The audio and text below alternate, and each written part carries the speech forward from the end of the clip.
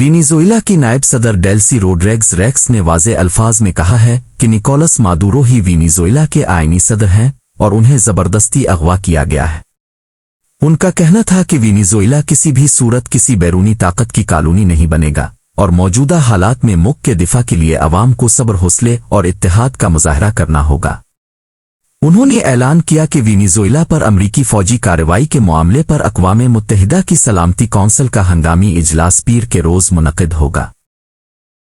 امریکی حملے کے بعد وینیزویلا کی تیل برآمدات شدید متاثر ہو چکی ہے، جس سے ملکی معیشت کو بڑا دھچکا لگا ہے۔ دوسری جانب برطانوی وزیر اعظم کیئر سٹارمر نے وینیزویلا میں مادورو دور کے خاتمے پر اطمینان کا اظہار کرتے ہوئے کہا کہ برطانیہ مادورو کو ایک غیر قانونی صدر سمجھتا تھا اور ان کے جانے پر کسی قسم کے افسوس کا اظہار نہیں کیا جا سکتا۔ تاہم انہوں نے یہ بھی کہا کہ وینیزویلا میں اقتدار کی منتقلی پرامن اور محفوظ ہونی چاہیے اور ایسی حکومت کی حمایت کی جانی چاہیے جو عوامی خواہشات کی حقیقی عکاس ہو۔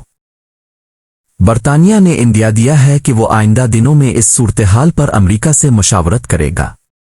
ادھر اٹلی کی وزیر اعظم جارجیا میلونی نے وینیزویلا میں امریکی فوجی کارروائی کو جائز اور دفاعی اقدام قرار دیتے ہوئے کہا کہ اگرچہ آمریت کے خاتمے کے لیے یہ اقدام قابل فہم ہے، تاہم فوجی مداخلت ہمیشہ مسائل کا مستقل حل نہیں ہوتی۔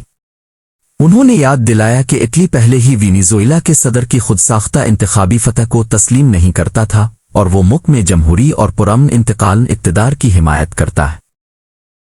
جرمنی کے چانسلر نے کہا کہ وینیزویلا میں امریکی کارروائی کی قانونی حیثیت کا مکمل جائزہ لینے میں وقت لگے گا۔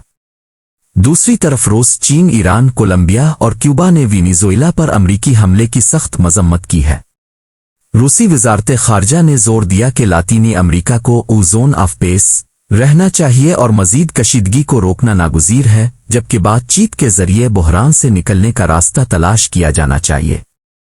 چین نے اس کارروائی کو بین الاقوامی قوانین کی سری خلاف ورزی قرار دیا، جبکہ ایران نے اسے وینیزویلا کی قومی خود مختاری اور علاقائی سالمیت پر حملہ قرار دیتے ہوئے سلامتی کونسل سے فوری کارروائی اور ذمہ داروں کو جوابدہ ٹھہرانے کا مطالبہ کیا۔ اسپین نے وینیزویلا کے مسئلے کے پرامن حل کے لیے ثالثی کی پیشکش کی ہے، جبکہ فرانسیسی صدر نے کہا کہ اقتدار کی منتقلی جمہوری اور پرامن ہونی چاہیے اور اپوزیشن رہنما ایڈمونڈو گونزالیس کو جلد از جلد عبوری عمل کی قیادت سنبھالنی چاہیے۔ اس تمام صورتحال پر وینیزویلا سے متعلق علاقائی شراکت داروں کے ساتھ مشاورت اور بات چیت کا سلسلہ بدستور جاری ہے۔